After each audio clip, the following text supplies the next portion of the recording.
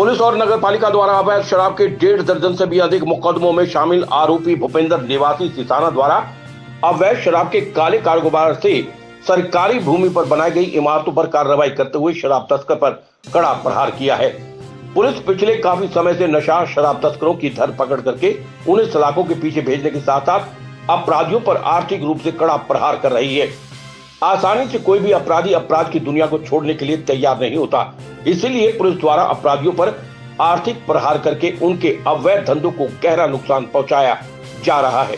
खरखोदा में आरोपी भूपेंद्र द्वारा अवैध शराब की तस्करी करके कमाई दौलत से और अवैध कब्जा कर सरकारी भूमि पर खड़ी 2 इमारतों को ध्वस्त किया गया।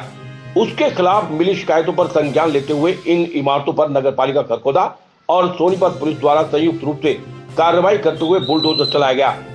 उन्होंने बताया कि आरोपी के खिलाफ विभिन्न थानों में एक्साइज एक्ट के तहत मामले दर्ज है।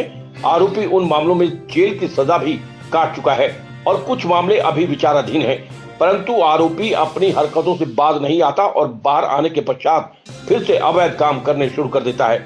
पुलिस की अपराधियों को कड़े शब्दों में चेतावनी है कि वो ये गलत धंधे छोड़कर कोई अच्छा काम शुरू कर दें, अन्यथा इस तरह की कार्रवाई आगे भी की जाएगी।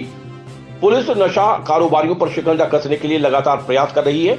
उच्च अधिकारियों के आदेश अनुसार सोनीपत पुलिस ने बड़ी कार्रवाई करते हुए खरखोदा में अवैध तरीके से कमाई करके सरकारी भूमि पर बनाई गई इन इमारतों को ध्वस्त किया है। इस अवसर पर पुलिस अधिकारियों सहित भारी संख्या में पुलिस बल मौके पर मौजूद रहा, जिनकी देखरेख में तोड़फोड़ की सारी कार्रवाई शांतिपूर्वक तरीके से की गई।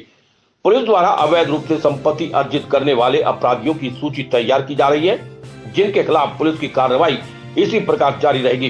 पुलिस ने आमजन से अपील की है कि आप अपने आसपास नशीले पदार्थों की तस्करी में शामिल आरोपियों के बारे में सूचना पुलिस को दें, ताकि नशे को जड़ से खत्म किया जा सके।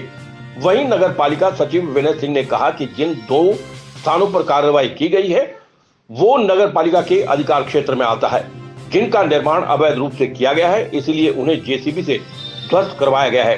जमीन है और हमने इसमें नोटिस भी दिए थे, लेकिन उसके बाद भी जो अवैध जिसने बनाया है उसने हटाया नहीं था, तो आज फिर ये कार्रवाई की जा रही है। ये है 950 गज की जमीन है। अच्छी उसकी शिकायत आ रही थी काफ़ी दिन से, तो इस पे अवैध निर्माण जो चिन्हित टाइम से जो भी पता चलेगा सबके अब गिरा बन जाएगा। आज फिलहाल अभी 2 जगह हुई है, एक इस जगह भी होगी और एक इससे पहले हुई है, वो भी अवैध क्षेत्र में है और सरकारी भूमि पे कब्जा है। निशांत पाराशर की रिपोर्ट। सोनीपत के औद्योगिक क्षेत्र स्थित एक फैक्ट्री में लगी भयानक आग। सोनीपत के औद्योगिक क्षेत्र में शॉर्ट सर्किट से एक फैक्ट्री में अचानक से भयानक आग लग गई। दमकल विभाग के कर्मचारियों ने मौके पर पहुंचकर आग पर काबू पाने का प्रयास शुरू कर दिए।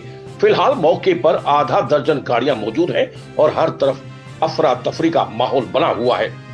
आप अपने टीवी स्क्रीन पर जो ये तस्वीरें देख रहे हैं सोनीपत से सामने आ रही हैं, जहां फैक्ट्री के ग्राउंड फ्लोर और दूसरी मंजिल पर भयानक आग लगी हुई है और धुएं का बड़ा गुब्बार आसमान में फैला हुआ है।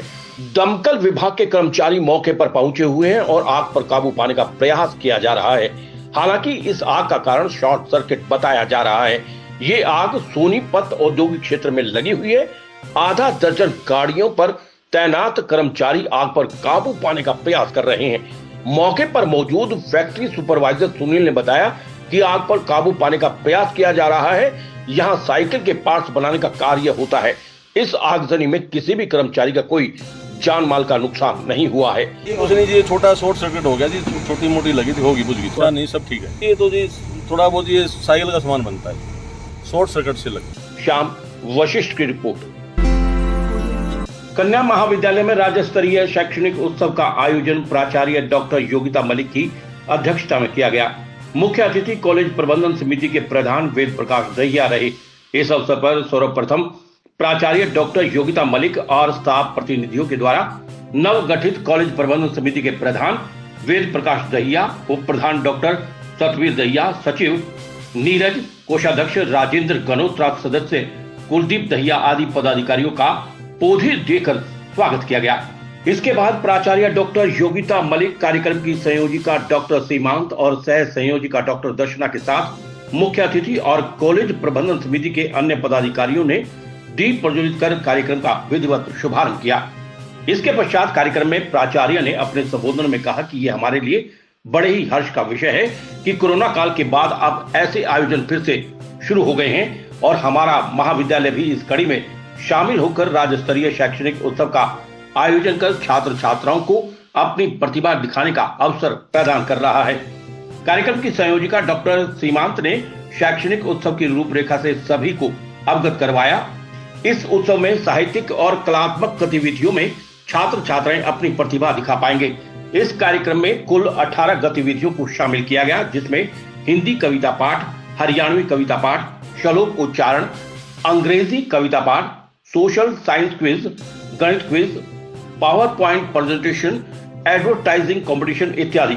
कौशल विकास कोर्सेज के तहत हेयर स्टाइल कंपटीशन, मटकी सजाओ प्रतियोगिता, कुशन कवर पेंटिंग प्रतियोगिता, फायरलेस फूड चैलेंज प्रतियोगिता, न्यूट्रिशन मास्टर कंपटीशन एवं कलात्मक गतिविधियों में rangoli, collage making, poster making और स्लोगन लेखन आदि गतिविधियां शामिल की गईं।